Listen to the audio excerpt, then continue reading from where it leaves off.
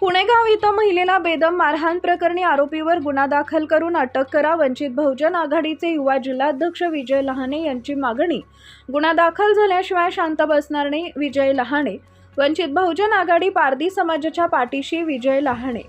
आज दिनांक 26 फेब्रुवारी रोजी दुपारी 1 वाजता मिळालेल्या माहितीनुसार जालना तालुक्यातील पुणेगाव इथं गेल्या महिन्याभरापूर्वी पारधी समाजाच्या महिलेला बेदम मारहाण करून विनयभंग केला आहे. या संदर्भात वंचित बहुजन आघाडीचे महाराष्ट्र प्रदेश महासचिव किसन चव्हाण यांच्या आदेशानं वंचित बहुजन आघाडी पारधी समाजाच्या पाठीशी उभे राहून त्यांना न्याय देतेय. गुन्हा दाखल झाल्याशिवाय शांत बसणार नाही अशी भूमिका वंचित बहुजन आघाडीचे युवा जिल्हाध्यक्ष विजय लहाने यांनी घेतली आहे.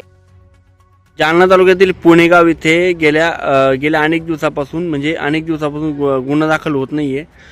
एका महिलेला देखील बेदम मारहाण केली. आरोपी मोकाट आहे. गुन्हा दाखल कराना वंचित बहुजन कशाबद्दल भूमिका घेणार? मागील 2 महिन्यापासून हा कुटुंब पारधी समाजाचा आहे. हा कुटुंब खूप ऊन फिरत आहे. आमचे श्री बाळासाहेब आंबेडकरांचे विश्वासू किसन चव्हाण साहेब त्यांच्याशी त्यांनी संवाद साधला होता आणि परत किसन चव्हाण साहेबाचा आम्हाला फोन आला. त्याच्यानंतर आमचे मराठवाड्याचे उपाध्यक्ष दीपकजी ढोके साहेब त्यांनासुद्धा फोन आला. त्यानंतर आमची संपूर्ण टीम जाऊन DYSP साहेबांशी चर्चा केली.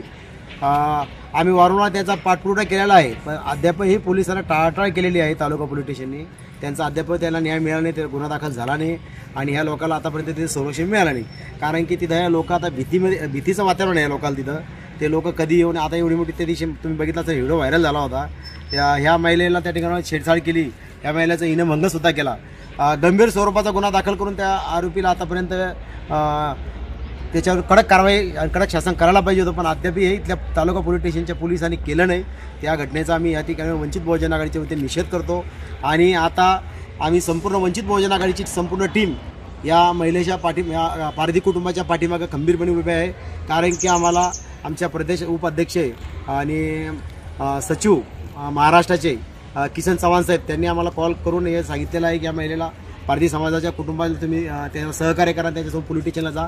आज आम्ही त्यांचा अर्ज घेऊन पोलीस स्टेशनला चाललेलो आहे. आज आम्ही कोणत्याही परिस्थितीमध्ये गुन्हा दाखल केल्याशिवाय राहणार नाही.